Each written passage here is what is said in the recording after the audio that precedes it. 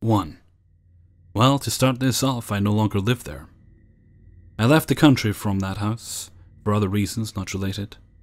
I used to live in this house for maybe 3 years. We had another house close by, so we didn't stay there every night. But it was where we kept our belongings. It was in a small town off of Houston, Texas, and the house had only been up for around 30 years at the time. It was a big house, 3 living rooms, 2 dining rooms, 3 master bedrooms, 2 other bedrooms, and 3 bathrooms, one having 4 sinks, a shower, bath, with steps, toilet, and closet. Also, we had a big garage, front and backyard, and a bar. Both my aunt and uncle had died in the house. Uncle died of diabetes, and aunt from lung cancer. The house before they died was amazing. It always had a nice vibe to it because it was one of those family reunion houses. Celebrations happened every holiday, and it's where our family would have poker night. I was quite young at the time and loved going there. After they died is when we moved in. We had to take care of the house and sell the belongings before we left the country. This is where the paranormal stuff starts happening. It turned into one of those houses where you can generally feel the spirits crawling on your neck. I never liked living there without my aunt and uncle. Even my mom and brother can confirm it was haunted by that time. General crazy stuff would happen on a daily basis. When I slept in my aunt and uncle's master bedroom, I would sleep on the bed and wake up on the couch across the room. I would wake up in the night with the bedside next to me warm. Stuff similar to this would happen every few nights. I often, as a teen kid, would start crying for my mom because of how scared I was. There was a general unease in certain rooms. I was not allowed in 2 of the rooms, and to this day, I do not know what was in them. I remember being in the shower one time, when my mom was asleep upstairs, and my brother was at a friend's. The shower had a smudge glass door. You know the ones. And as I turned toward it, while I got done rinsing my hair, I saw someone standing at the door.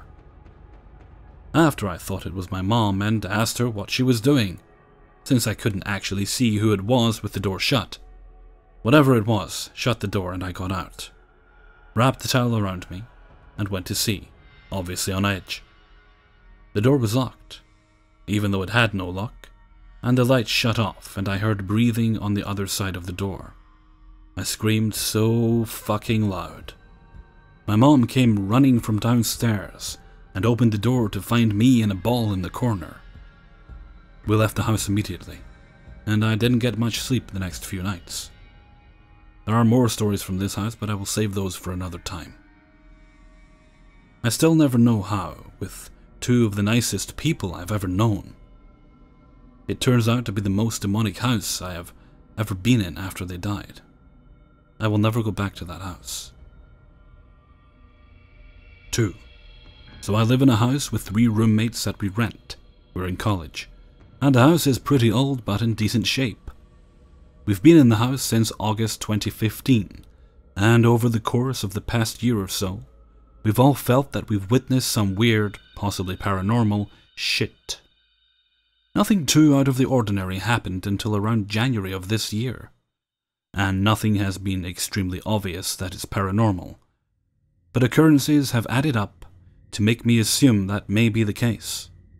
I'll describe some of the things we've witnessed.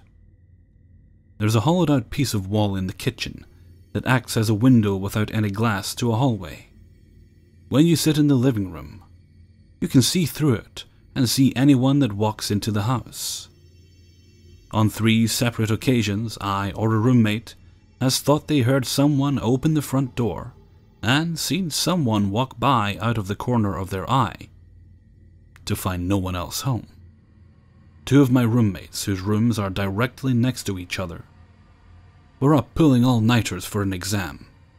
They both heard footsteps outside their doors at around 3 a.m. when no one else was awake, and assumed it was the other roommate going to the restroom or something, which it wasn't. They've both claimed to have heard footsteps like that on a couple of occasions since. The same roommate has heard talking from the other one's room and knocking on the wall when the other one wasn't home. That same roommate took a shower and had things knocked off the shelf next to him during it. He put it back up and got back in the shower for them to be knocked down and found it all the way across the bathroom floor on the opposite side of the bathroom. I've been home alone and thought that same roommate was home rearranging clothes in his closet. The sound of clothes hangers moving on a rack is very distinct. No one was home but me. I've been doing homework on the couch with my headphones on and could have sworn that I heard someone come in and say something to me when no one actually had.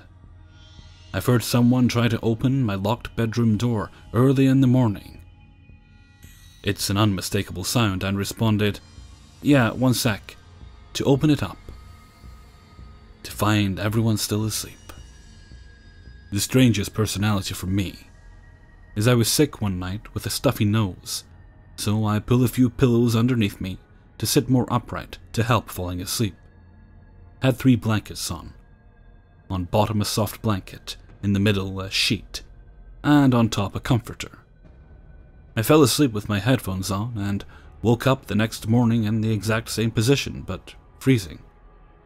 I came to realize I only have the middle sheet on, and the other 2 were laid upside down perfectly flat, not balled up at all, on my floor.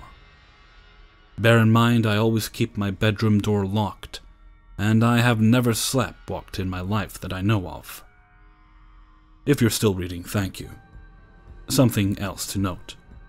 While there have been small things here and there, all main events took place over the course of January to March this year.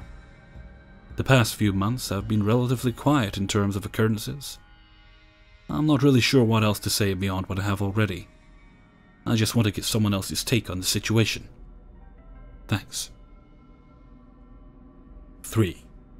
Now I know this story is going to sound like complete bullshit, and I'm pretty sure there's going to be a lot of people who think I really just saw a homeless man walking up to a flat top, which is why I don't share this story with many people. But I know 100% that this is true and that this happened, and that never in my life have I ever seen a homeless man or woman in even the vicinity of the area I was in. I've been born and raised here in Alaska. On to the story. If you don't know who Chris McCandless is already, he is the main character from the movie Into the Wild, which is based off of a true story about a man who dropped everything and decided to live off the land in the middle of Alaska back in the 90s. I live in Anchorage, Alaska, born and raised. I didn't learn much about Christopher McCandless until a year after this incident, but my friend at the time luckily knew all about his story. It was near the end of my sophomore year of high school. My friend Brian and I drove up to the top of a mountain called Upper Huffman, which is just left to an even more popular hiking ground called Flat Top, which is even higher up. We drove up here to smoke a few joints and enjoy the Alaska scenery. As we were driving back down the mountain, we were approaching the fork in the road that diverges the road between Flat Top and going back down the mountain and into town. We were approaching the stop sign when we both noticed a man who looked to be homeless, but seemingly knew exactly what he was looking for. He was waving us down, and usually if I were driving, I would have been too afraid to stop, but Brian, being the nice guy he is, slowed down and rolled his window down to see if everything was all right. The man thanked us for stopping and then simply asked for directions towards Flat Top. Brian pointed him in the right direction, and we began driving again. Before this had happened, we were both laughing and very talkative, but I noticed as we were driving away, Brian became silenced and had a look of terror, confusion on his face. I asked if everything was all right, and he said, "That looked exactly like Chris McCandless, the man from Into the Wild." I was confused because I never heard the name, so he told the story to me. I laughed telling Brian that there was no way that could have been him, until an unusual thought crossed my mind. We were way up in the mountains. Way too far up for any homeless man or woman to ever be walking. You never saw those types of people up there. They're usually located further in town, closer to downtown. We had been located in the woods, surrounded by distant and very well-built houses. Homeless people didn't just walk and lurk around in this area. It was too far from where any food or stores were available. Being curious, I then looked up Christopher McCandless. Not photos from the movie, but actual photos and images of him that were found after his body was discovered. He was found dead in the year 1992, even though this happened in 2014. My heart sunk. Brian was completely right. The man we had encountered looked exactly like Christopher McCandless. And I mean exactly like him. The spitting image. Dirty and ripped clothing, big curly hair, a beard, and a personality that didn't seem out of the ordinary, but just one of a normal dude. Another weird part is that when we were driving away from him, Brian told me that he couldn't see him in his rear view mirror. It was as if he was never there. After that, Brian and I spent hours looking at photos and reading about him on the internet. We were astounded, almost in disbelief, but we had no other explanation except that we came in contact with the ghost of Christopher McCandless. Please leave any comments or questions. I'd love to hear what other people have to say or think. 4. Hi everyone. Recently I had to plan a trip back home to Liverpool, UK, from my current country of residence in order to look after my little brother whilst family are away. It's a block of 4 flats in an old Georgian building, so somewhere between 200 to 300 years old. And the apartment we live in has seen crazy activity ever since we first moved in about 17 years ago maybe. I had the idea a few weeks ago that I would try to catch a few occurrences on video if I could. If I can, then I expect most of them to be based on audio. And if it's lame, then I'm not going to post it. I'm also going to try and make any entries as short as possible, without skipping on detail or necessary background. This one will be a bit longer as it's the first and therefore explanatory, but also mainly because of what happened. I'm here for a month, and I arrived yesterday night. My first night already had 5 occurrences. You could fit explanations to them, and I've volunteered somewhere I could, but it's my belief that something was going on in each scenario. So for my first short entry, here we go. I should point out that I didn't even bother to catch any evidence of this whilst it happened. Reason will become clear. I arrived to a full house, all guys, and felt quite sure that something would happen last night. And that does introduce biased reasoning, to be fair, especially if I spent it alone in the living room. There was me, my dad, young teenage brother, a couple, and another close family friend. I'm looking after my brother whilst they go abroad to sort out a few jobs and to take a break. Apartment is on 3 levels. Water closet and kitchen on ground. Living room above that. 2 bedrooms above that. Wooden spiral staircase connecting all levels with front.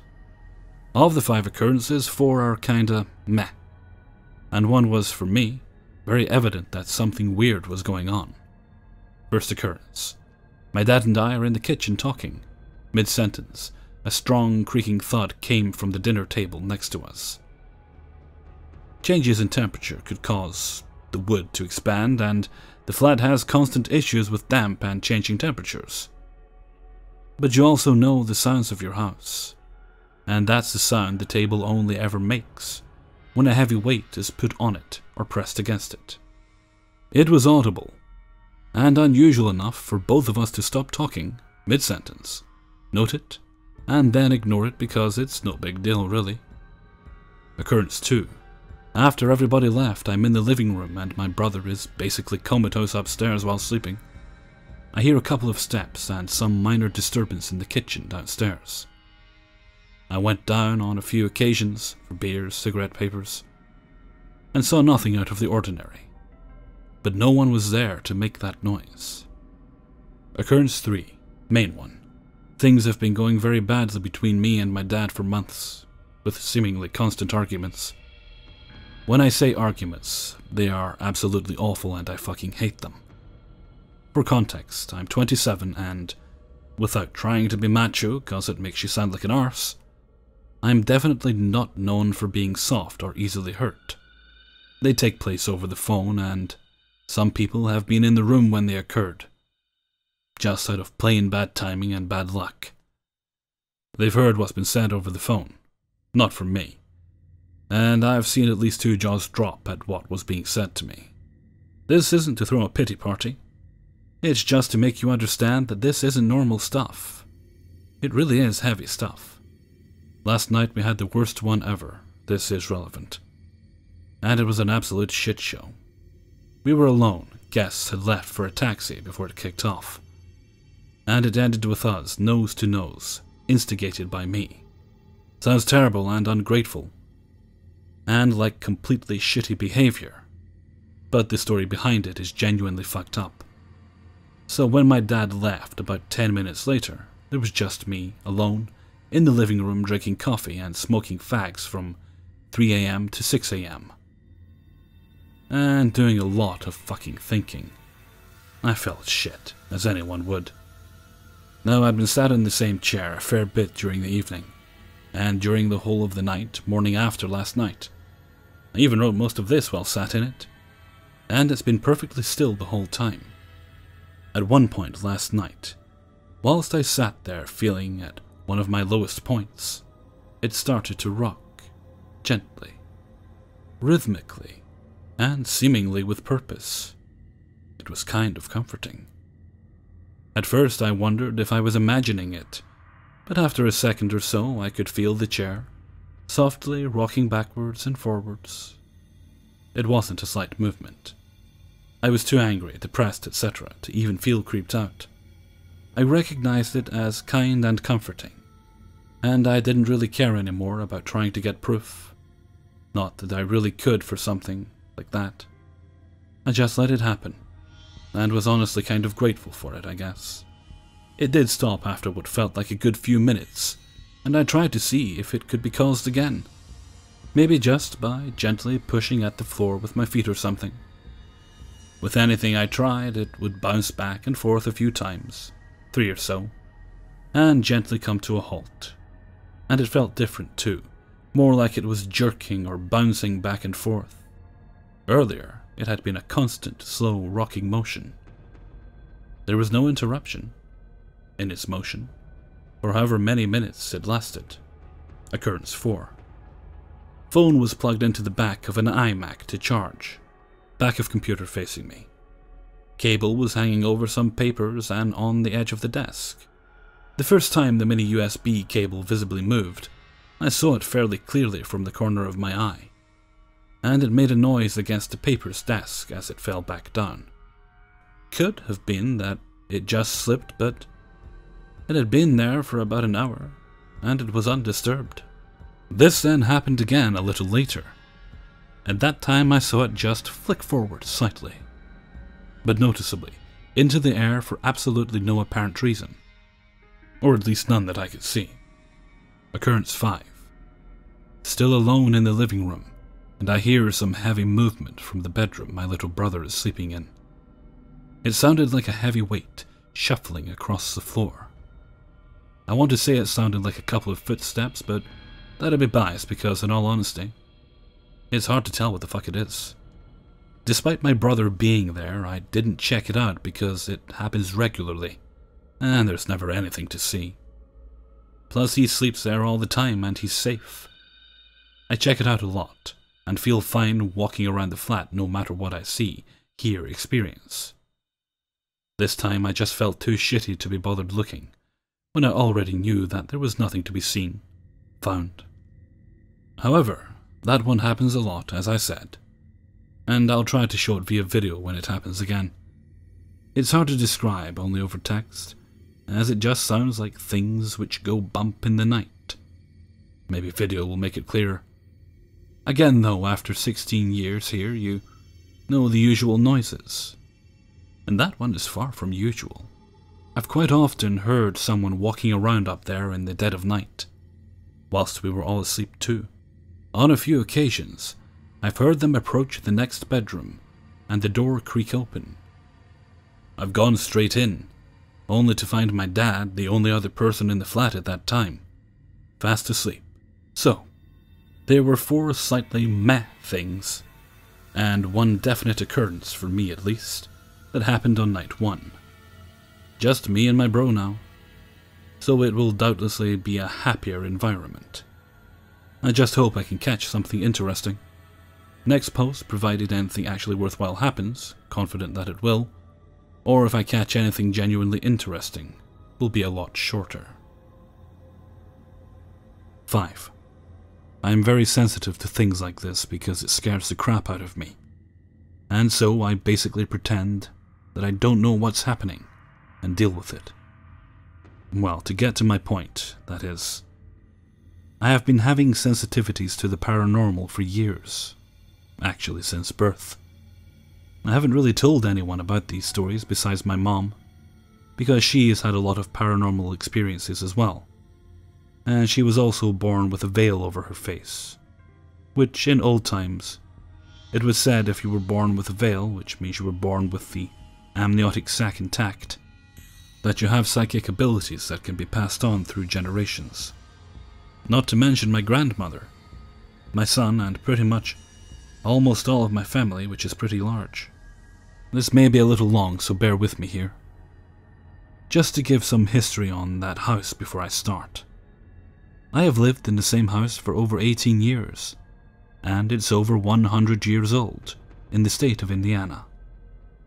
I always have felt uneasy in that house, and I have always felt as if someone or something was always watching me. Things used to always come up missing in that house for no reason, especially spoons and forks. Now, I don't know if that ghost or demon was hungry or what, but we would never see those utensils again.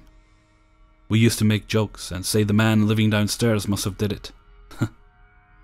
I guess just to cope with the weird things that were happening. Other little things would happen as well, like seeing cat ghosts on the corner of your eye, etc., hearing meowing, etc. My mom had plenty of cats growing up, and a lot of them have died, and so she buried them in the backyard of that house.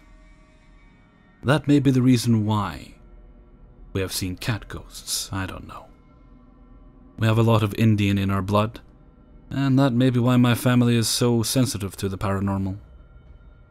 My mom and all 6 of her siblings grew up in that house as well, and they had a Ouija board. And when my uncles would sleep in their room, they would get dragged and thrown out of their beds, and used to have to fight something to get back in bed. So they took the Ouija board out their room and got rid of it. I wasn't born yet, and so these are stories that they've told me. And so, my mom used to see a white figure of a man with an old-fashioned hat and suit on that used to walk through her room to the attic door. There was an attic door in her room, and that was the same room I grew up in. As far as the Ouija board, it was never seen again, so I have no idea if it is still in that house or not. My first occurrence, besides seeing cat ghosts every now and then, occurred when I was about 13 years old.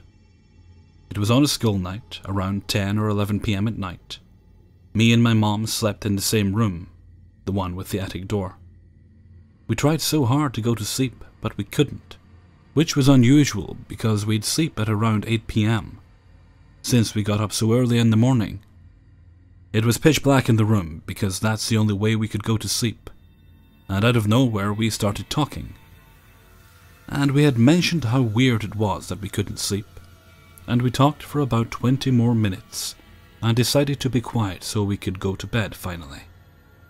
Just to give you a visual of the room, I slept on a bunk bed with a metal ladder on the top bunk, of course, and my mom slept on a regular twin-size bed across the room. Now, since we were still awake and trying to go to sleep, we were just lying there in the darkness because for some reason we could not go to sleep. All of a sudden I began to feel so uncomfortable and freaked out. I didn't know why at first, but I knew something was different. I didn't know then, but I know now that something had entered our room, and that was most likely the reason we could not go to sleep, and why I was beginning to feel freaked out. It got really quiet. I mean too quiet in the room, and as I am laying there, I hear footsteps coming up my ladder. And since it was metal, I heard ding, ding, ding. And I mean heavy footsteps. There's only about 5 steps on the ladder, and the light that was coming from under the bedroom door from the bathroom in the hallway was gone. I asked my mom, "Mom, is that you?" Guessing for whatever reason she was coming up my ladder. I am getting goosebumps as I am telling you this. She responded and said, "It wasn't me. Whatever the fuck was on my ladder was staring directly at me in the darkness. Was blocking the light that I could usually see under the bedroom door." I then felt air near my head, and I immediately threw the covers over my head, and I had the unbelievably strong sensation that something was about to touch me, or grab me, or worse, hurt me. That fight or flight feeling came all over my body, and as soon as I was about to run, something hit the window loud as ever. Boom, boom, boom. Me and my mom screamed so loud that we almost pissed our pants. I hurried up and got out of my bed and went to hers. We prayed and prayed until that creepy feeling went away. I still had a hard time sleeping that night. Hey everyone, Hellfreezer here, and thank you very much for listening to 5 True Scary Paranormal Stories, episode 14. Please do check that is indeed the title of the video you're watching. That means it's on my channel. Also, the channel name is Hellfreezer. Okay, now that that's out of the way, I have a shout out to give. This comes from Matthew, and it goes out to Crystal Munn. Matthew just wrote to me and asked me to give you a shout out there, Crystal. He loves you very much. Well, actually, what he said in his message was that he loved my videos, but I'm assuming that he loves you very much. Because he did get you a shout out. And that's kind of neat. Well, that's the second shout out this week. Starting to make a habit of this. Next thing you know, I'll have my own radio show. Oh god, that'd be awful. I'd have a boss again. Wouldn't want that. Just managed to get rid of the last tosser. Okay, where are we now? Friday. Well, actually, this is Thursday, but we'll call it Friday. Okay, so I have TIFUs for tomorrow. I have enough of those. And Sunday, we'll have some 3 True Scary Stories. Never go wrong with those. And Monday is The Beast. That is 30 True Scary Stories number 3. And I might try and get Tuesday's video done in advance, just so I don't have to do anything on Monday. Usually like to have a nice lazy day on my birthday. Sipping wine, someone feeding me grapes. Well, actually, I don't drink wine. Although I do have grapes, which I just remembered. I'll actually go get those in a minute because I'm hungry now. Okay, so before I go, I just want to thank everyone who allowed me to use their stories. Some of these were actually subscriber stories. Well, the last one was a subscriber story. So big thanks to everyone all round. And with that, I think I'm going to go and get those grapes now. Or maybe I should make something more substantial. Decisions. Okay, anyway, until next time, thank you very much for listening, and take very good care of yourselves.